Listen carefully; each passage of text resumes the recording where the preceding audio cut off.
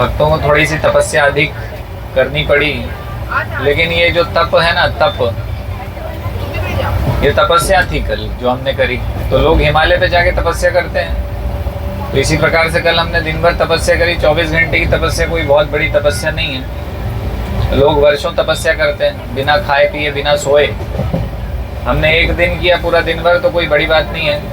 तो बहुत लोग कल फ्रस्ट्रेट हो रहे थे, दिन भर हो गया, थक गए हैं। और ऐसी थकान में फिर आदमी की टेस्टिंग होती है ना। जैसे वो पहले बिग बॉस, अभी भी आता ही होगा वैसे तो बिग बॉस आता था ना, तो बिग बॉस का घर में क्या होता है, हरे कृष्णा अभी श्रवण करना, अभी सब कुछ रख दो। बिग बॉस,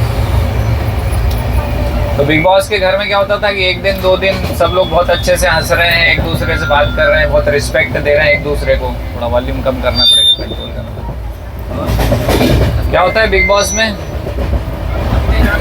थोड़े दिन सब इकट्ठे रहते हैं और बहुत अच्छे से रहते हैं। शुरू में बहुत प्रसन्नता से रहते हैं, फिर उसके बाद धीरे धीरे उनका असली चेहरा सामने आता है ना। कैसे फिर फ्रस्ट्रेट होते हैं, क्रोध होता है, ये होता है, वो होता नहीं है ऐसे। तो हमारा ये बिग बॉस का घर था, ये भगवान का वैकुंठ, और वहाँ पर हम सब सेवा कर रहे थे। जो भी कर रहे थे हम वहाँ पर, प्रसाद खाना वहाँ पर सेवा थी, कीर्तन करना वहाँ सेवा थी, दर्शन करना वहाँ सेवा थी, जप करना वहाँ सेवा थी। तो वहाँ सेवा कर रहे थे। सेवा करते करते करते करते थोड़ी सी अधिक सेवा हुई, तो फिर क्या हुआ, वो जो अंदर असलियत है वो बाहर आने लग गई। उस समय भक्ति का पता चलता है वास्तव में, कि उस समय हमारा व्यवहार कैसा है और हमारी श्रद्धा अभी भी भक्तों पे और भगवान पे है कि नहीं है। तो उस समय हमारा टेस्ट हो रहा होता है, और उस समय वास्तव में हमें पता चलता है कि हम कितने पानी में हैं, वास्तव में कुछ है भी कि नहीं अंदर भक्ति। जब व्यक्ति दर्शन करते करते थके ना, और उसकी और इच्छा होगी अभी तो मैं और, अब तो मेरे अंदर और शक्ति आई है, अभी तो मैं और शुद्ध हुआ हूँ यहाँ पर सेवा करके, श्रवण करके, कीर्तन करके, दर्शन करके, पैदल चलते चलते नंगे पैर, तो अब तो और मेरा, अब और जो ये पाप मेरे हटे हैं, तो और मेरी इच्छा तीव्र बढ़ गई है भगवान के लिए, है ना। तो ये भाव होना चाहिए वास्तव में।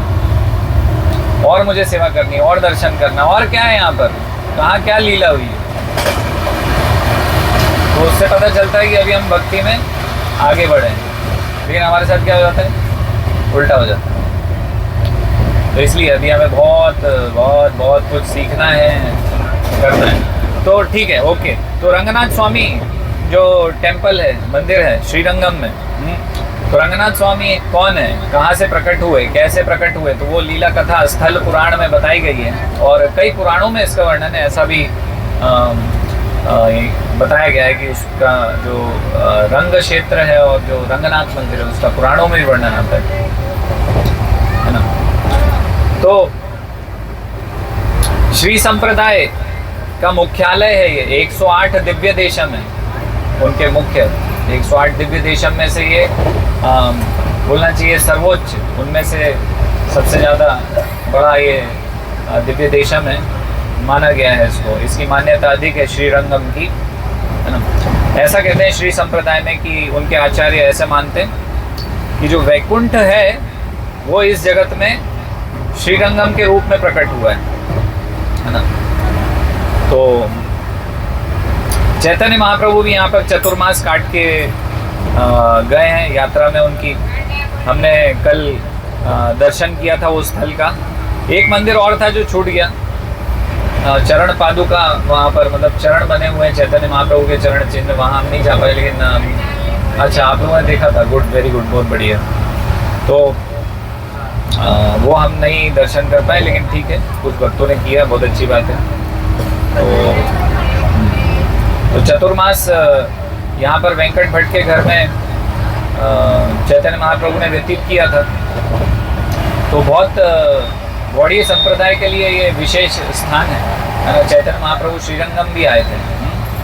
तो श्रीरंगम का पहले नाम था वेली थिरुमुठ ग्रामम, ऐसे नाम था। फिर उसमें बाद में इसको तमिल में एक और नाम दिया गया, थिरुवरंगम, है ना। तो थिरु का अर्थ होता है, थिरु यानी भगवान, तो इसलिए थिरुवरंगम भी नाम था इसका, और श्रीरंगम भी वही है, श्री रंगम, है ना।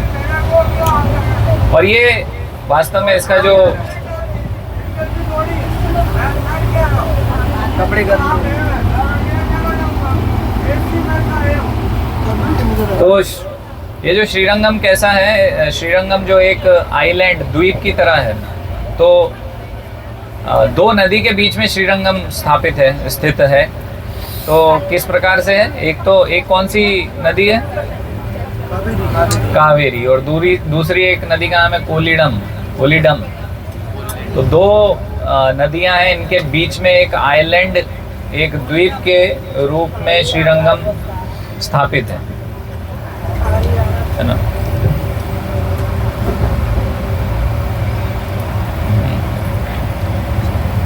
और ये जो इसको श्रीरंगम को रंग क्षेत्र भी कहते हैं ना, रंगनाथ है ना, इसलिए रंग क्षेत्र भी कहते हैं इसको। और इसका जो मंदिर बना है वो बाहरी एक प्रकार से जो मंदिर है वो काफी बड़े क्षेत्र में 150 एकड़ से भी बड़े क्षेत्र में ये मंदिर है। और इसके अंदर पूरा एक शहर गांव बसा हुआ है, हमने देखा। तो बाहरी जो दीवार है इसकी, है ना, दीवारों के अंदर दीवारें ऐसी है ना, हम एक गोपुरम से अंदर जाते हैं, फिर दूसरे गोपुरम से अंदर जाते हैं, तो ऐसे बीच बीच में रोड्स आती हैं जहाँ पर घर भी हैं और दुकानें भी हैं, इस प्रकार से। तो पूरा गांव बसा हुआ है। तो 7 दीवारें हैं और 7 रोड है वहाँ पर, है ना। तो ये जो रोड है, इनका एक रोड का कुछ नाम है ना। तो पहला जो रोड है, रोड ऑफ धर्म, ऐसा बोलते हैं, धर्म का मार्ग है। तो धर्म का मार्ग, उसका नाम राजमहेंद्र है ना। और कुलशेखर अलवार हुए हैं, तो उनके कुलशेखर का भी एक, उनके नाम पर भी एक वहाँ पर जो सड़क है वो है 7 सड़कों में से, उसको अलीना दाना बोलते हैं, है ना। फिर तिरुबीड़ी एक रोड है, फिर एक का नाम है मदमड़ी गाइस। ये सब तमिल और इस प्रकार के नाम है। तो पूरे 7 रोड के नाम हैं, 7 दरवाजे हैं और 7 दीवारें हैं। उसके अंदर मुख्य मंदिर, रंगनाथ मंदिर स्थित है ना।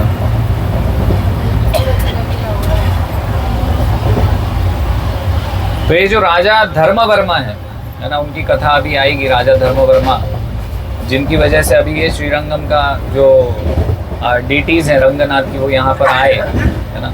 तो उन्होंने ये मंदिर बनवाया था, राजमहेंद्र राजा, उनके बाद ये धर्मवर्मा राजा हुए यहाँ पर श्रीरंगम में, रंग क्षेत्र के। तो उन्होंने ये मंदिर बनवाया था। तो यहाँ पर काफ़ी सारे अलवार हुए, है ना।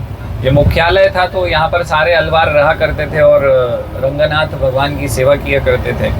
तो उनमें से एक मुख्य आचार्य थे यामुनाचार्य, जिनको अलबंदारू भी कहते थे, अलबंदारू, यामुनाचार्य, रामानुजाचार्य, सुदर्शन आचार्य, है ना। ऐसे बहुत सारे आचार्य हुए। और इनमें से एक श्री आंडाल, है ना, गोदा देवी जिनको कहते थे, गोदा देवी, तो ये स्वयं लक्ष्मी जी का अवतार थी। और ये मुख्य 12 अलवारों में से एक अलवार थी। इनको दिव्य सूरी भी कहते हैं, सूरी। वहाँ पर हमने पुजारियों के मुख से सुना था, सूरी ऐसे बोल रहे थे वो, है ना, सूरी। तो इनको दिव्य सूरी भी कहते हैं अलवारों को।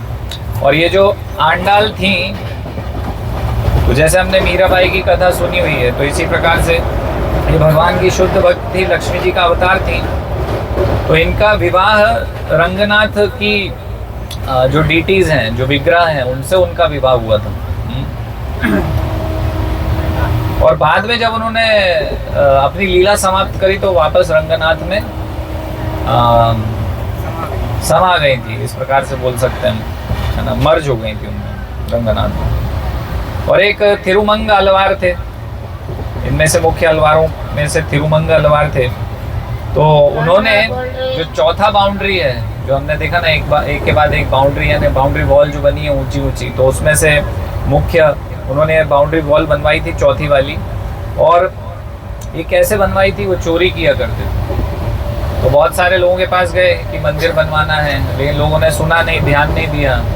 तो उन्होंने क्या किया कि जो धनी लोग थे उनको यहाँ चोरी करना शुरू कर दी, और उनके पास उनके जो पार्षद थे तो वो बहुत बोलना चाहिए उनके पास काफ़ी यौगिक शक्तियाँ थी। तो कोई ताला खोलने में एक्सपर्ट था, कोई पानी पे चलने में एक्सपर्ट था, पानी पे चलने में। तो इस प्रकार से बहुत यौगिक शक्ति वाला उनका एक ग्रुप था।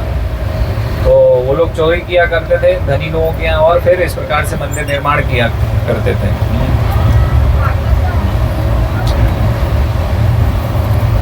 एक तोंडरडी पड्डी नाम के अलवार भी हुए, है ना।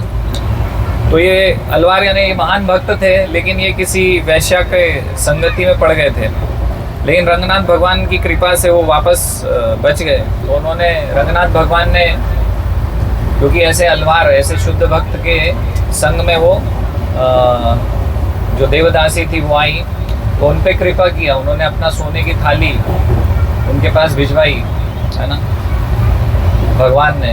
तो फिर उन्होंने देखा अलवार ने कि ये भगवान इतना कृपा कर रहे हैं मेरे ऊपर कि मैं जिनसे संपर्क में हूँ उनके ऊपर इस प्रकार से उन्होंने कृपा की और अपना खुद का सोने का थाली उनके पास भेजा है। तो वो फिर उन्होंने उनका संग छोड़कर वापस शुद्ध भक्ति में आ गए। वैसे शॉर्ट में भी सुना रहे हैं, क्योंकि हर अलवार की जो कथा है वो तो बहुत लंबी है, उनका जो जीवनी है वो बहुत लंबी है, उनके जो लीलाएं भगवान के साथ हैं वो बहुत लंबी हैं। तो शॉर्ट में ये कुछ लीलाएं इस प्रकार से हम चर्चा कर रहे हैं यहाँ पर।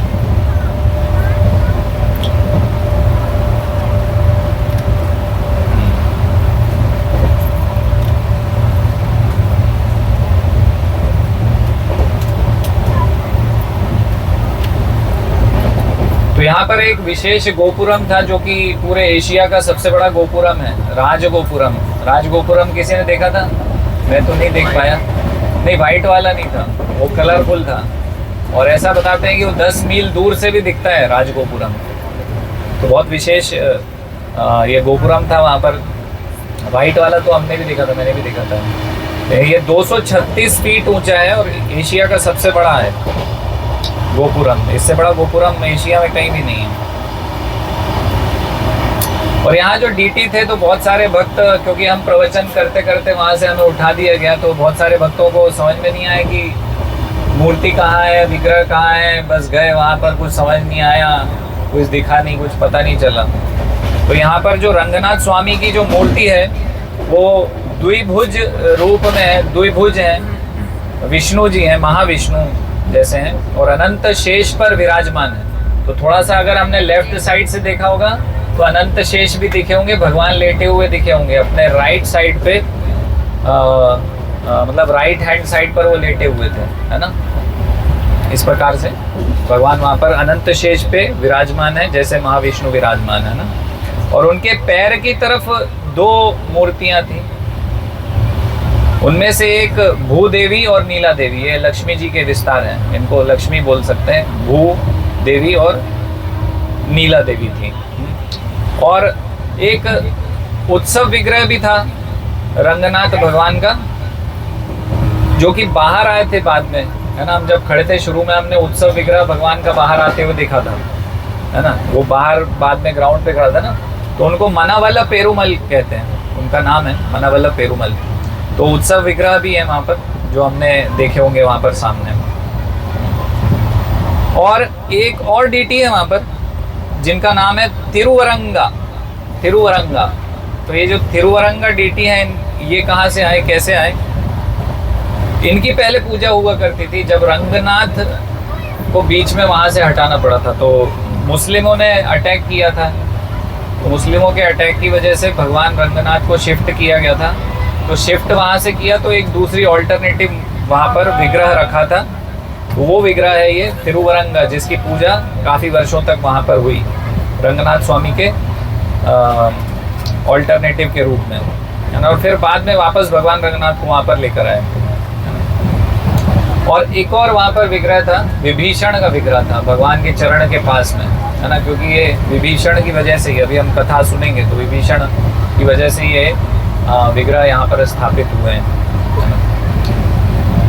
और मेन ऑल्टर के ऊपर एक गोल्डन टावर था, है ना। गोल्डन टावर यानी कि ये जो विमान बोलते हैं ना, है ना, उसका गुंबज, तो वो सोने का गुंबज है, उसका भी विशेषता है। और उसमें चारों तरफ भगवान के विग्रह बने हुए हैं उस गुंबज में। तो उन चारों जो भगवान के विस्तार हैं उनका नाम है, परवासुदेव है एक उनमें से, जो साउथ की तरफ है, वेस्ट की तरफ अच्युत हैं, नॉर्थ की तरफ आनंद हैं और ईस्ट की तरफ गोविंद हैं। इस प्रकार से वो जो गोल्डन टावर है उसमें ये 4 भगवान के विग्रह बने हुए हैं, उकेरे हुए हैं। आ गया ये।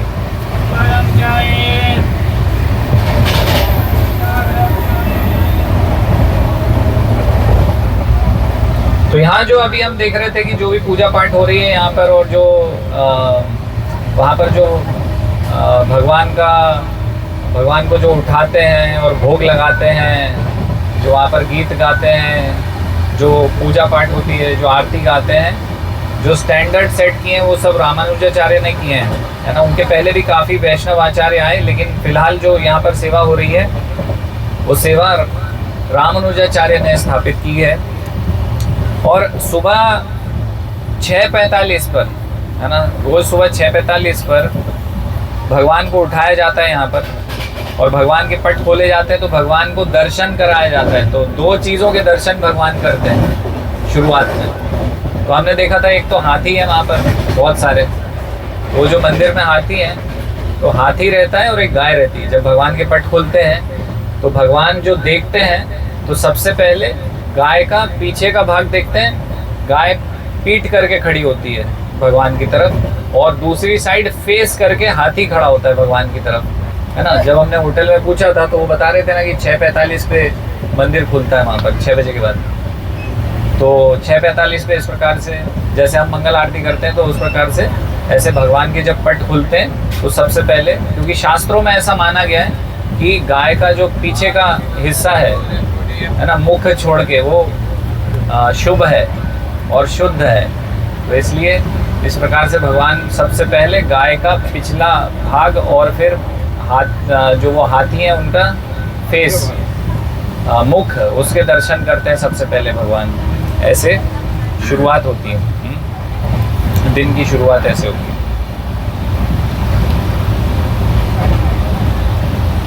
और वहाँ पर शंख नहीं बजाते हैं, है ना। सुबह सुबह हम मंगल आरती करते हैं तो शंख बजाते हैं, फिर पट खोलते हैं। तो यहाँ पर हाथी जो है, हाथी चिंघाड़ता है, उसको शुभ माना गया है शंख की तरह।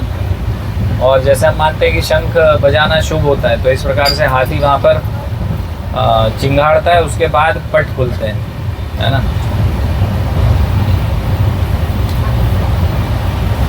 तो अब ये कैसे रंगनाथ स्वामी का यहाँ पर विग्रह आया, उसकी कथा आती है पुराणों में। तो जब सृष्टि हो रही थी, तो सृष्टि के समय केवल ब्रह्मा जी का प्राकट्य हुआ था भगवान के नाभि से, है ना। विष्णु जी की नाभि से कमल निकला और कमल के ऊपर ब्रह्मा जी प्रकट हुए, है ना। तो उस समय ब्रह्मा जी ने जब तपस्या किया तो भगवान ने उनको ज्ञान दिया, मंत्र दिया, दीक्षा दिया और शक्ति दी कि वो सृष्टि कर पाए। ब्रह्मा जी को शक्ति प्रदान करी। अब ब्रह्मा जी को भी तपस्या करने के लिए और अपना आराधना पूजा करने के लिए कुछ भगवान के विग्रह चाहिए। तो ब्रह्मा जी भगवान से प्रार्थना करते हैं, तो फिर भगवान अपना ये जो विस्तार करते हैं इस प्रकार से, और फिर प्रकट हो जाते हैं रंगनाथ जी के रूप में। तो ये जो रंगनाथ जी के डीटीज हैं, ये कब के हैं? रंगनाथ जी के डीटीज जब के हैं, जब से ये सृष्टि हुई है ना। और उस डीटी के साथ भगवान वो जो विमान हम देख रहे थे, वो विमान भी प्रकट हुआ था। तो विमान और साथ में ये जो रंगनाथ स्वामी के जो डीटीज हैं, ये दोनों भगवान ने स्वयं अपना विस्तार करके ये डीटीज, है ना, इसलिए इनको बोलते हैं स्वयंभू डीटीज है ना। जैसे हम गए थे नरसिंह भगवान के मंदिर में, तो वो भी कह रहे थे कि ये भी स्वयंभू है। इसी प्रकार से ये जो डीटीज है रंगनाथ स्वामी के, स्वयंभू डीटीज हैं। भगवान स्वयं प्रकट हुए हैं इस विग्रह के रूप में। तो ऐसे ये दोनों जो विमान है और साथ में ये जो रंगनाथ डीटीज हैं, वो ब्रह्मा जी को सबसे पहले भगवान ने स्वयं प्रदान किया था अपनी पूजा तपस्या इत्यादि करने के लिए।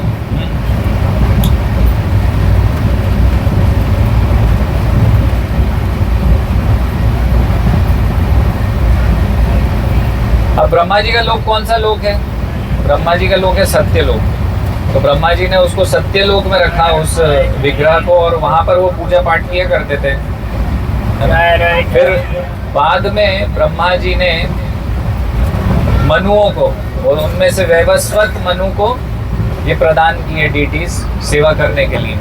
तो मनु, वैवस्वत मनु उनकी सेवा करते थे। फिर ऐसे धीरे धीरे उनके वंशावली में इक्ष्वाकु को ये प्रदान हुए। लेकिन इक्ष्वाकु कहाँ गए? पृथ्वीलोक पे, अयोध्या में। तो पृथ्वीलोक पर अयोध्या में आए। तो अब वो चाहते थे कि ये जो सत्यलोक है, सत्यलोक से ये अयोध्या में ये डीटीज आ जाएं। तो उसके लिए उन्होंने 100 साल तक तपस्या किया इक्ष्वाकु ने, राजा इक्ष्वाकु, है ना, राम भगवान के वंशज है ना ये। तो मतलब उनके वंशावली में राम भगवान के, तो राम भगवान इक्ष्वाकु के वंशज है ना। तो 100 साल तक उन्होंने जब तपस्या किया, तो फिर ब्रह्मा जी ने प्रसन्न होकर उनको आज्ञा दिया कि आप ये अयोध्या ले जा सकते हैं रंगनाथ स्वामी को, और इस जो गुंबज है सोने का उसको, है ना। और फिर बाद में रामचंद्र जब आए, है ना, तो दशरथ और रामचंद्र, फिर इस प्रकार से रामचंद्र भगवान के ये जो बोलेंगे पैतृक विग्रह हैं, ये जो विग्रह है रामचंद्र भगवान द्वारा पूजित विग्रह है। ये रामचंद्र भगवान के बोलना चाहिए दादा परदादा इस प्रकार से पूजा किया करते थे डीटीज का। अब क्या हुआ, जब राम भगवान वनवास हुआ, रावण को मारा, वापस आए, और उसके बाद उनका राज्याभिषेक हुआ, उनको राजा बनाया गया। तो उस समय सारे जो लंका से भी जैसे कि विभीषण आए हुए थे, सारे वानर उस समय एकत्रित थे अयोध्या में। तो 1 महीने तक पूरा वहाँ पर सेलिब्रेशन फेस्टिवल चलता रहा। और जब फेस्टिवल समाप्त हुआ तो एक एक करके सब अपने अपने राज्य को जा रहे थे। तो विभीषण भी जा रहे थे, और क्योंकि विभीषण एक प्रकार से प्रतीक है, शरणागति के प्रतीक है विभीषण, है ना। हमने जैसे चर्चा किया था कि अपने घर परिवार संपत्ति सबको छोड़कर, सब कुछ छोड़कर, एकदम कुछ भी नहीं था, खाली, है ना, भगवान राम के पास वो आए। तो शरणागति के प्रतीक हैं, आत्मनिवेदन के भी प्रतीक हैं विभीषण। तो क्योंकि इतनी विशेष सेवा भगवान की विभीषण ने करी थी, तो कुछ विशेष राम भगवान विभीषण को देना चाहते थे। इसलिए राम भगवान ने ये जो विमान था और ये जो डीटीज थे रंगनाथ के, वो भेंट किए विभीषण को कि आप इसको लंका ले जाइए, है ना। अब क्योंकि भगवान राम से उनके भक्त अलग होके प्रसन्न नहीं रह सकते, है ना, प्राणहीन हो जाएंगे। तो उन्होंने कहा कि मैं आपको कैसे छोड़ सकता हूँ और कैसे जाऊँ मैं। तो इसलिए उन्होंने, भगवान राम ने अपना ये जो रंगनाथ स्वामी उनको प्रदान कर दिए थे कि आप ले जाइए, और लंका में फिर आपको ऐसा मुझसे जो विरह है वो महसूस नहीं होगा, है ना। तो आपको विरह ना हो, इसके लिए आप ले जाइए। तो इतनी प्रिय चीज़ और इतना जो उनके बोलना चाहिए दादा परदादा एंसेस्ट्रल बहुत मुख्य वस्तु उन्होंने एक मुख्य सेवक को प्रदान करी उनके। तो जब वो लेके जा रहे थे विभीषण, तो कावेरी नदी के तट पर धर्मवर्मा नाम के एक राजा थे, है ना। तो वहां पर वो रुके विभीषण, उस जगह पर रुके, और यानी ये श्रीरंगम में रुके उस समय विभीषण ले जाते ये डीटीज को। तो धर्मवर्मा भी एक बहुत महान भक्त हुआ करते थे उस समय के, और वो रंगनाथ स्वामी अयोध्या गए थे और रंगनाथ स्वामी को वहाँ दर्शन किए।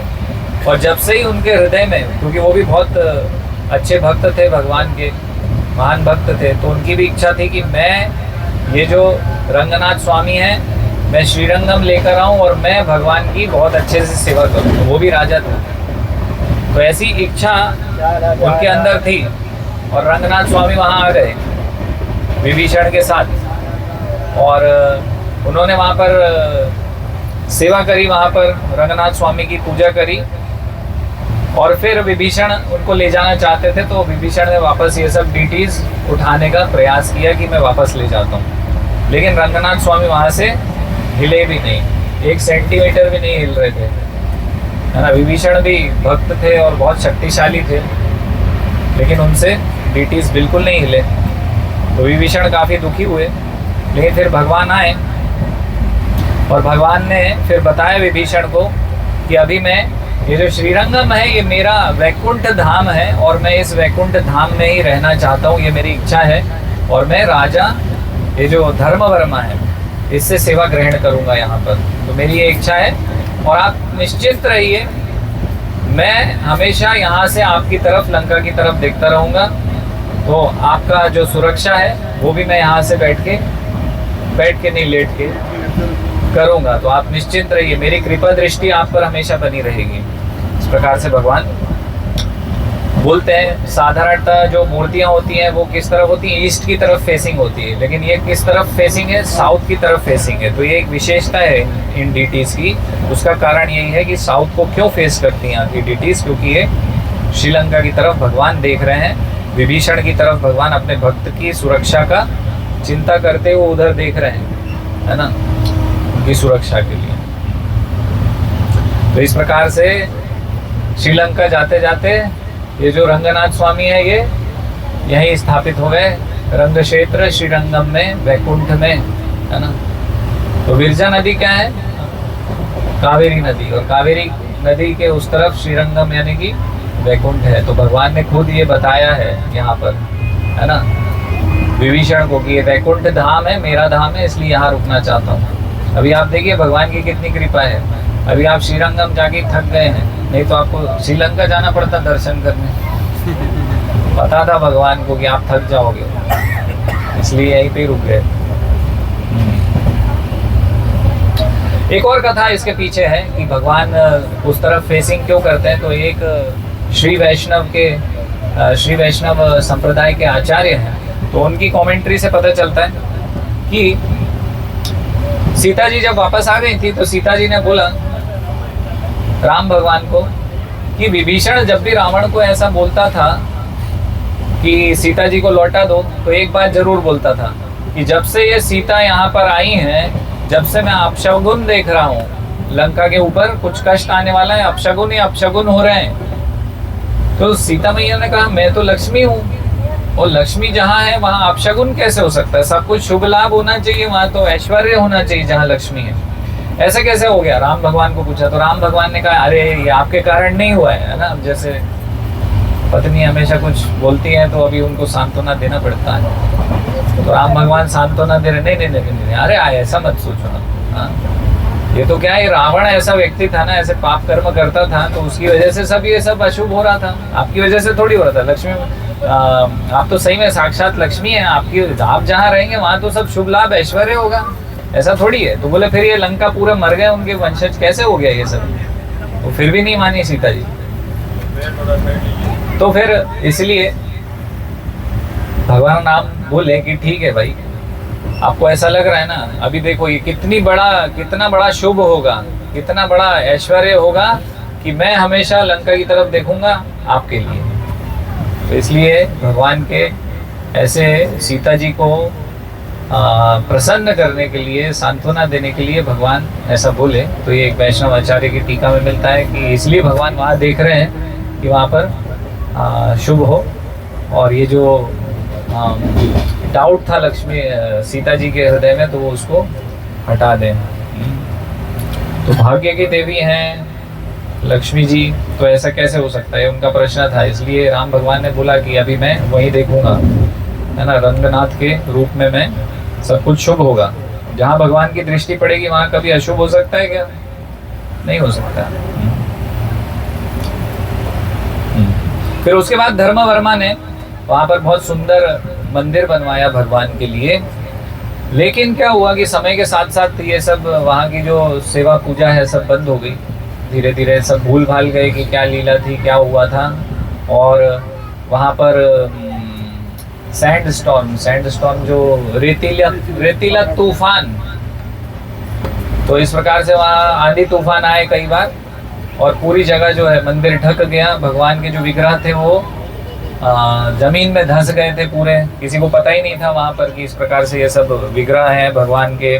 और राम भगवान ने विभीषण को दिए थे, विभीषण के माध्यम से यहाँ तक पहुँचे। और धर्मवर्मा भगवान के महान भक्त थे, उनके माध्यम से यहाँ पर मंदिर बनाए। तो सब भूल भाल गए और जमीन में चला गया ये मंदिर।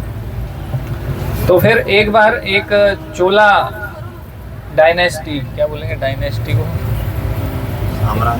चोला साम्राज्य के एक राजा थे। वो एक पेड़ के नीचे बैठ के आराम कर रहे थे। तो एक पक्षी था, वो श्लोक बोल रहा था बार बार एक।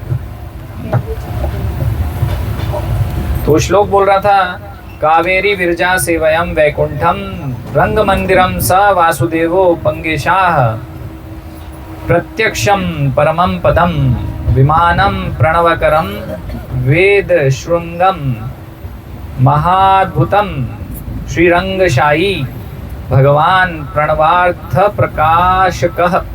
तो बार बार ये श्लोक बोल रहा था। इसका अर्थ इस प्रकार से है, कावेरी नदी वही विरजा नदी है जो वैकुंठ में हमेशा बहती है। श्रीरंगम मंदिर वास्तव में वैकुंठ ही है, भगवान विष्णु का निवास स्थान, जहाँ वे सूर्य शाश्वत सहयोगियों के साथ सभी वैभव और महिमा में विराजमान है। आरंगम के भगवान, आरंगम श्रीरंगम के भगवान कोई और नहीं बल्कि स्वयं आदि भगवान वासुदेव है। विमान वास्तव में बाह्य परम पद ही है। विमान प्रणव ओम के रूप में है। चार मीनारे अद्भुत रूप से चार वेदों के समान हैं और भगवान श्री रंगशाही प्रणव के महत्व की व्याख्या कर रहे हैं। तो ऐसा बार बार श्लोक वो पक्षी कह रहा था। तो राजा सुन रहा था कि ये क्या बोल रहा है, तो ऐसा क्या बोल रहा है कि यहाँ पर क्या है, ये वैकुंठ है, मंदिर है, रंगशाही रंगनाथ है यहाँ पर। तो उसको डाउट हुआ, उसने वहाँ पर खुदाई करवाई तो वहाँ पर पूरा मंदिर मिला, भगवान के विग्रह मिले विशेष। तो वो समझ गया कि ये भगवान की इच्छा थी इस प्रकार से वापस से यहाँ पर सेवा को पुनर्स्थापित करने के लिए। फिर बाद में यहाँ पर और भी राजाओं ने सेवा करी भगवान की। कुलशेखर राजा हुए जो कि अलवार हुए, बाद में सब कुछ छोड़ छाड़ के पूर्ण रूप से अपना जीवन समर्पित किया वहाँ पर। फिर जब सेवा अच्छे से चल रही थी, बीच में एक उलूग खान है ना, उलूग खान था जो मुगल राजा था।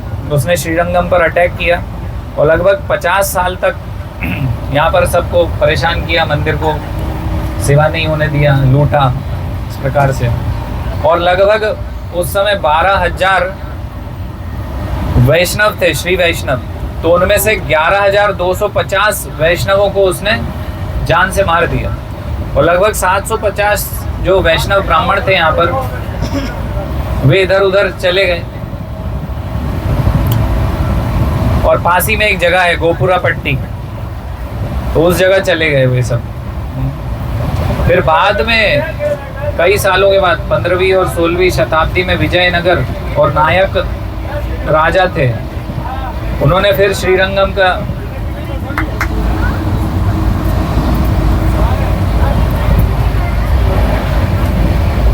सेवा स्टार्ट करने के लिए प्रयास किया और सेवा फिर भगवान की स्टार्ट हुई। अभी हम देखेंगे कैसे हुआ। 17वीं और 18वीं शताब्दी में मुस्लिम राजा थे और ये जो अंग्रेज आए थे उस समय भी इसको उन्होंने अपने किले की तरह उपयोग किया, मंदिर को, है ना। फिर बाद में 1947 में इंडियन गवर्नमेंट ने और वैष्णवों ने इसको वापस से सेवा शुरू किया जब भारत आज़ाद हुआ।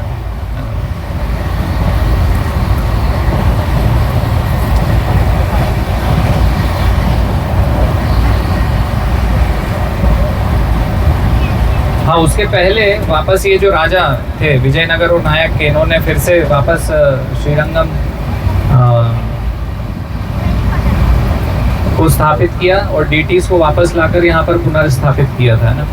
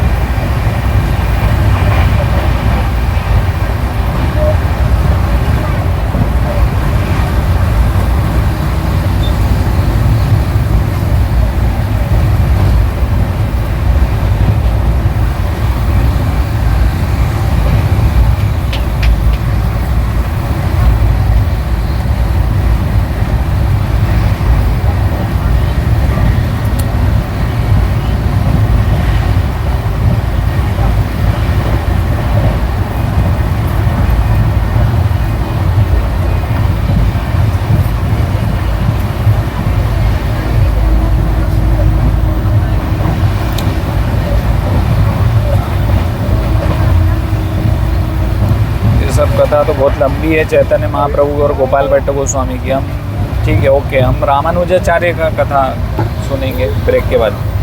अभी कीर्तन करते हैं फिर।